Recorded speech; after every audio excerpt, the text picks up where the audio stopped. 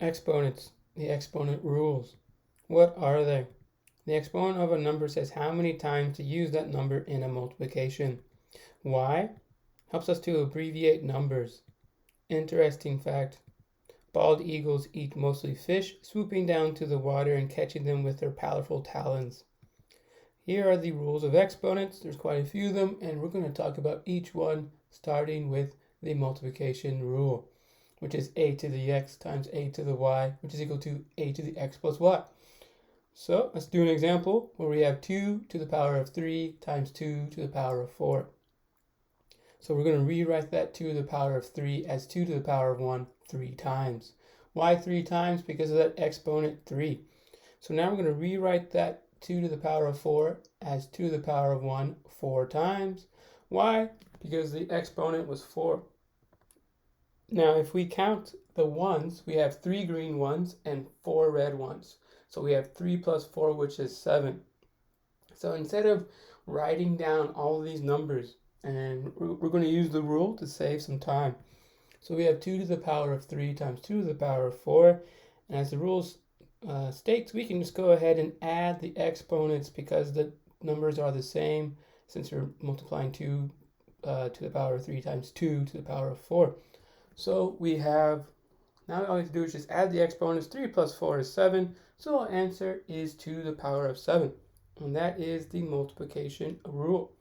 Now let's take a look at the division rule, where we have a to the x divided by a to the y is equal to a to the x minus y. Now let's do an example where we have 4 to the power of 5 divided by 4 to the power of 3. So we're going to rewrite that with the division bar so we can see things a little bit easier. And we're going to rewrite those numbers so we can do a little bit more stuff to help see what's going on. So we rewrote that 4 to the power of 5 as 4 to the power of 1 5 times. And we rewrote that 4 to the power of 3 3 times as 4 to the power of 1. And now we're going to go ahead and cancel some of those 4 to the power of 1s because if it's on the same on the top as on the bottom, and we can go ahead and cancel. So we canceled 1, canceled it 2 times, and then finally the last time, so 3 times in total. And we have 4 to the power of 1 2 times. As we know, 4 to the power of 1 is just 4, so 4 times 4 is 16. Or if you prefer, you can say 4 to the power of 1 times 4 to the power of 1 is equal to 4 squared, which is equal to 16 as well. Now, we can just use the rule. So now we have 4 to the power of 5 divided by 4 to the power of 3. We can just go ahead and subtract the exponents, which is 5 minus 3, and we get 4 squared, which is also equal to 16. And that is the division rule. Now let's take a look at the power rule, which we have is a to the x in parentheses raised to the y is equal to a to the x times y. Now let's take a look at an example where we have 3 squared in parentheses raised to the power of 3. So we're going to rewrite that 3 squared in parentheses raised to the 1 3 times. And anything to the power of 1 is itself, so we can go ahead and get rid of that exponent and drop the parentheses, and we're just left with 3 squared times 3 squared times 3 squared. We're going to rewrite that first 3 squared as 3 to the power of 1 2 times. Now we're going to do the same thing with to the middle 3 squared and rewrite that 2 times, and then do it to the last 3 squared and write it 2 times, so that we have 3 to the power of 1 6 times. So if we add the 2 green ones, the 2 red ones, and the 2 purple ones, we have 2 plus 2 plus 2, which is 6. So instead of doing that by hand, we can use the rule to do things a little bit easier. So as we can see, we have 3 to the power of 2 in parentheses raised to the 3. So we can use the rule, multiply the exponents, so we get 3 raised to the 2 times 3, which is 3 raised to the 6, and that is the power rule. Now let's take a look at the product rule, where we have a times b in parentheses raised to the x is equal to a to the x times b to the x. So let's take a look at an example where we have 5 times 2 in parentheses raised to the power of 2. And we're going to multiply 5 times 2, which is 10, and 10 squared is 100. Now we're going to show you how to do it with the other way to show you that it is going to be equivalent. So we have 5 times 2 in parentheses raised to the power of 2. So we're going to kind of distribute that exponent to both numbers. And now we have 5 squared times 2 squared. And 5 squared is 25. And 2 squared is 4. So now we have 25 times 4. And that is equal to 100. That is why we can say 5 times 2 in parentheses raised to the power of 2 is the same thing as 5 squared times 2 squared. Now let's take a look at the fraction rule, where we have a divided by b in parentheses raised to the power of x is equal to a to the x divided by b to the x.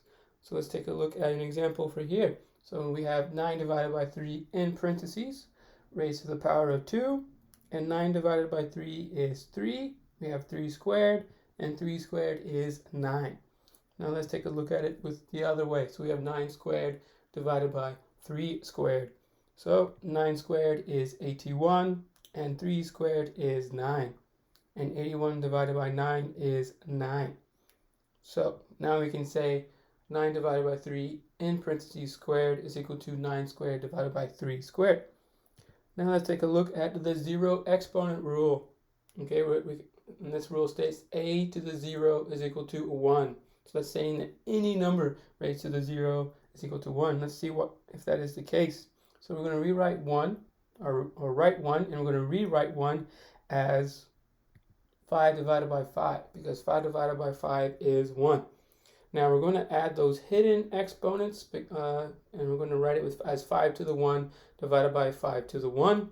And we're going to use that division rule and subtract our exponents. So we have 5 raised to the 1 minus 1, and 1 minus 1 is 0. So now we have 5 to the 0. So as we've rewritten 1, and now we can see that 1 is that 5 to the 0 is 1. And let's just go ahead and show you a different example to show you that you can do this with any number. And as you can see on your screen, we did it with the number 3, and 3 to 0 is 1. So you can do this with any number except a 0. Now let's take a look at the negative exponent. So we have a to the negative x, which is equal to 1 divided by a to the x. Now let's take a look at an example where we have 2 raised to the negative 2, which is equal to 1 divided by 2 squared, which is equal to 1 divided by 4. Now why is this the case? Well, let's take a look at this chart where we have 2 to the x, and x is negative 3, negative 2, and so on. Let's take a look at when x equals to 3. So that would be 2 cubed, which is 2 times 2 times 2, which is 2 times 2 is 4, and times 2 again, which is 8. And let's take a look where x is 2, and that gives us x squared, which is 4. So if we keep going down the line, basically, and if we start at 8, and we divide by 2, we get 4. And if we keep on going, 4 divided by 2 is 2, which is the next step. And if we continue, 2 divided by 2, which is 1, and 1 divided by 2 is 1/2, and 1/2 divided by 2 is 1/4, and 1/4 divided by 2 is 1/8, or 1/8. Now, and if we keep going to the left, we're going to get smaller and smaller, and as you can see, that gives us the reason why if we have a negative exponent on top, we can just rotate it to the bottom, and we can get then the exponent becomes positive.